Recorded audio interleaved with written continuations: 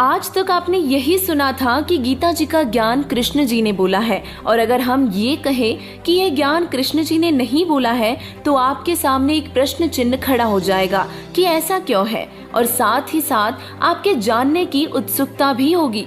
दर्शकों, महाभारत के युद्ध स्थल के बीच में गीता जी का ज्ञान कृष्ण जी के मुख से बोला जा रहा था, लेकिन अगर हम कहें कि कृष्ण जी ने नहीं बोला तो यह आपको सबसे बड़ा झूठ लगेगा। लेकिन यह सत्य है कि गीता जी का ज्ञान कृष्ण जी ने नहीं बल्कि काल भगवान ने बोला है, जिसे शास्त्रों में ब्रह्म कहा गया है। इस सत्य को हम इस प्रकार भी समझ सकते हैं कि जैसे किसी व्यक्ति के शरीर में प्रेतात्मा आकर कुछ बोलती है, इसमें बोल तो प्रेतात्मा रही है, लेकिन हम समझते हैं कि यह बातें वह व्यक्ति बोल रहा हो।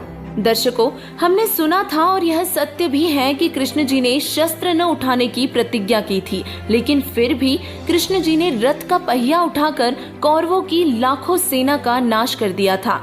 ऐसा क्यों? अब केवल इतनी सी बातों से हम सत्य स्वीकार नहीं कर सकते जब तक इसका पक्का प्रमाण नहीं मिल जाता। पवित्र गीता जी के ज्ञान को उस समय बोला गया था जब महाभारत का युद्ध होने जा रहा था।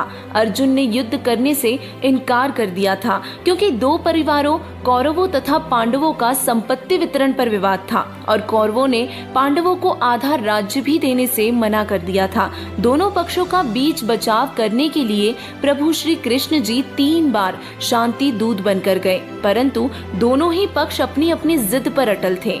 यही बात गीता जी में भी लिखी है कि अर्जुन, मैंने ये विराट स्वरूप तेरे अलावा पहले किसी को नहीं दिखाया। और यह विचार करने वाला विषय है कि कृष्ण जी अगर गीता ज्ञान बोलते तो यह नहीं कहते कि तेरे अलावा पहले किसी को भी नहीं बताया है, क्योंकि कौरवों की सभा में कृष्ण जी अपना विराट रूप दिखा चुके थे।